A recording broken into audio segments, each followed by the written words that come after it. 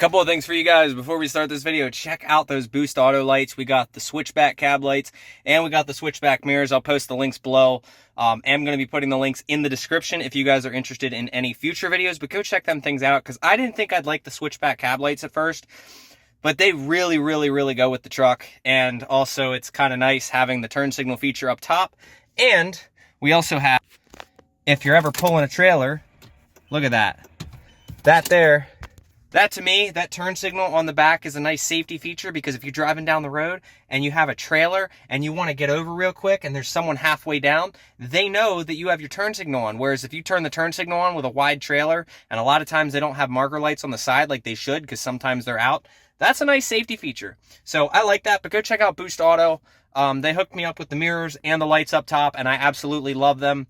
So I'll send you guys the link below. And also, check out Mudflap, link in the description as well, because if you guys are trying to save fuel in this time, it's definitely nice to have as many fuel cards as possible. So now let's get into the video.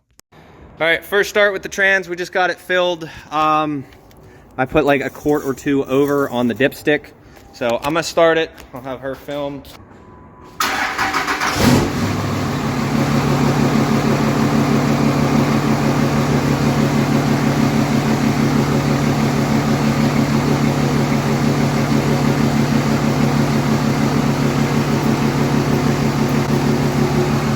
All right, she's up in the air in neutral. I don't see any leaks yet, which is good. Hopefully we stay that way. I'm gonna run it through the gears here in a little bit.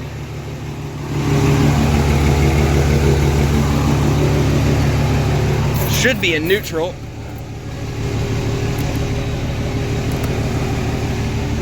We're charging it. It did start, which you guys saw, no jump pack.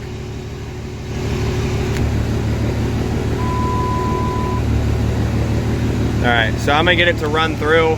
I know I gotta shut the check engine light off. I'm gonna run it through the gears and we'll test it.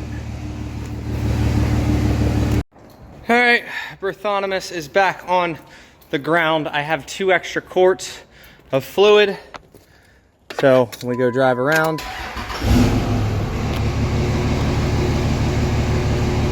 Windshield is definitely caked. She needs a bath. I'm gonna pull her out, let her run for a little bit. I'm gonna go through this mess, reorganize some of that shit. This is all tied down. We are good to go. Haven't had my truck in a week, so let's see how she does. I should have. I'm gonna wait till this loads and I'm gonna clear the code. So we're driving down the road with Bertha. She's doing all right.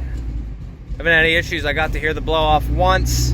Trying to get that trans temp up. I can't see shit out this windshield though. I gotta go wash the truck tomorrow. But trans temp, we're sitting about 120. Headlights suck ass. So I gotta get some headlights in.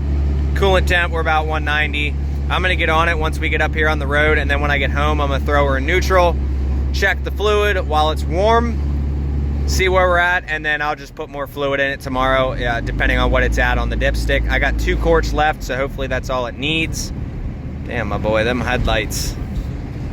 But I've been not in tow haul mode just to keep the converter from locking up, and then once I hit the straightaway, then I'll lock the converter up. So hopefully it should be full of fluid now, but gotta get that converter full.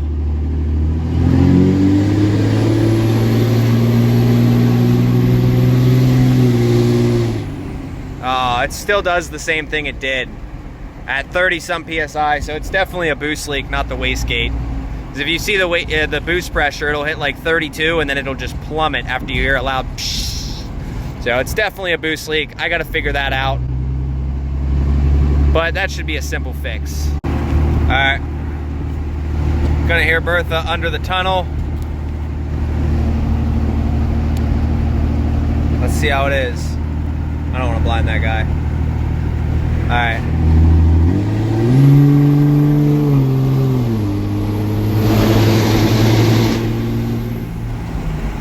Yeah. That wasn't too bad. Sorry about the adjustment of camera. I got to be able to see. but definitely have a boost leak somewhere. But we've done about 4 miles now, 3.5 miles on this trip. So by the time we get home, it'll be about 4.5, 5 miles. Check the fluid and we'll test drive her again tomorrow. All right, so we've been daily in Bertha for a couple of days. Haven't seen any drops of anything underneath, so it's time to go and get the boost leak taken care of. So I went and grabbed this guy from the shop. We're heading over to my dad's shop now. We got the dog. We got the dog. She's gonna meet Jake today, hopefully. We'll see how it goes. Life's good. It's a beautiful day out. Let's get out of here and go find this boost leak. Puppers!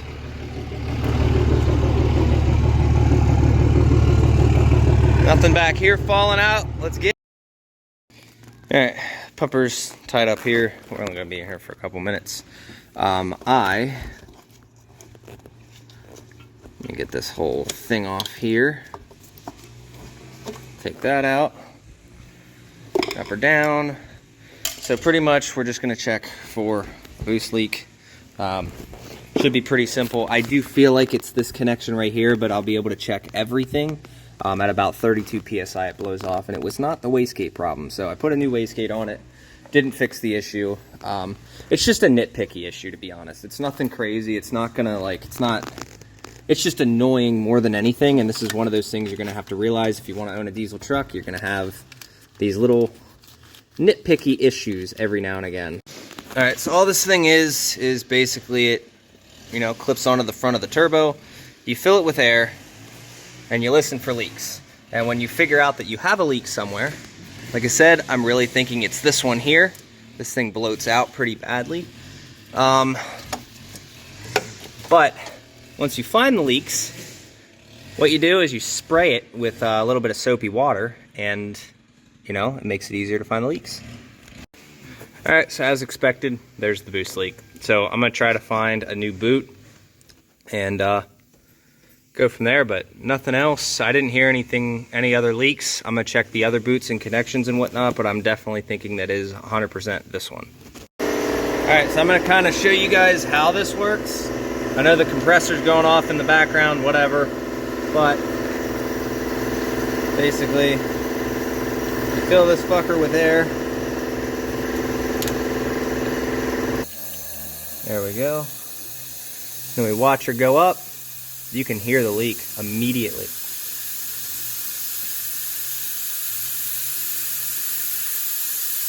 Hear it?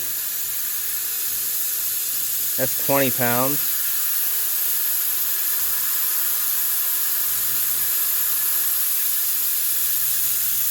And then at 30 something, it should blow off.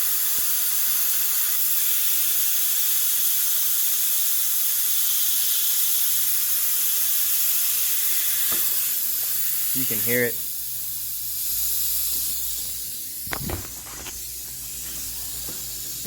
I don't hear anything over here.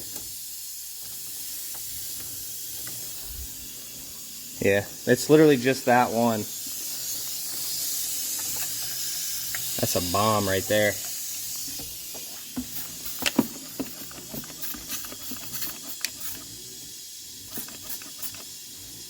I don't see anything out of that one. Nothing out of that one. It's all right there.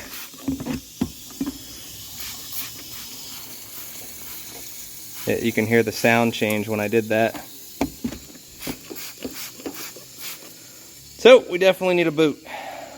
Definitely need a boot. No way around it. So I'm gonna go buy one. So if you guys were wondering how 50 over injectors do with no tune on a stock charger, literally nothing else done. This is a stock charger, replacement transmission, mild build, and 5-inch exhaust, and that's pretty much it. There's been like very minimal other things, like I did do the coolant hose from Full Send Diesel, transmission lines from Full Send Diesel, no heat exchanger, just a stock cooler in the front, which this guy's gonna get replaced when I get the time because no AC.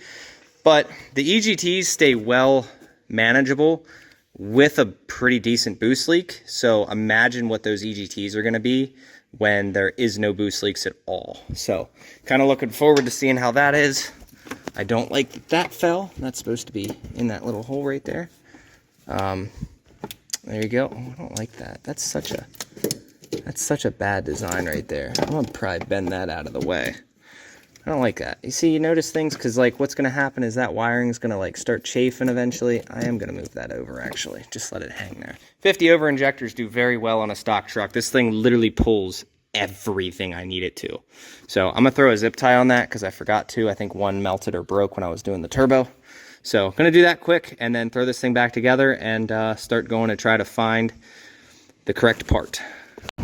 All right, so I am, we're gonna start looking for a boot, whether I gotta find a used one today or whatnot, trying to find one. But just let you know, I think I found some of y'all snakes fucking bumper sticker, bitch on board. That's funny. Y'all wonder why I don't post a lot of the stuff, like some of the personal life and shit.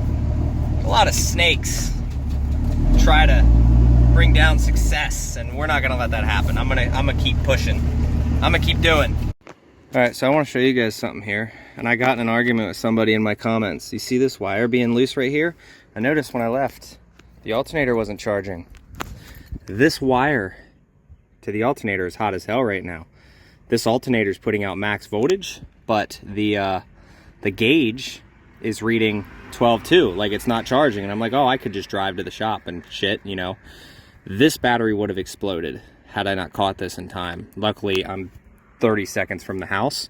But yeah, so anybody who has never owned a diesel will not understand this, but if this crossover wire here is loose, see that? See that's loose? I'm glad I caught that. If this crossover wire is loose, that battery is going to get pummeled with 18.8 plus voltage. Like that battery is going to explode.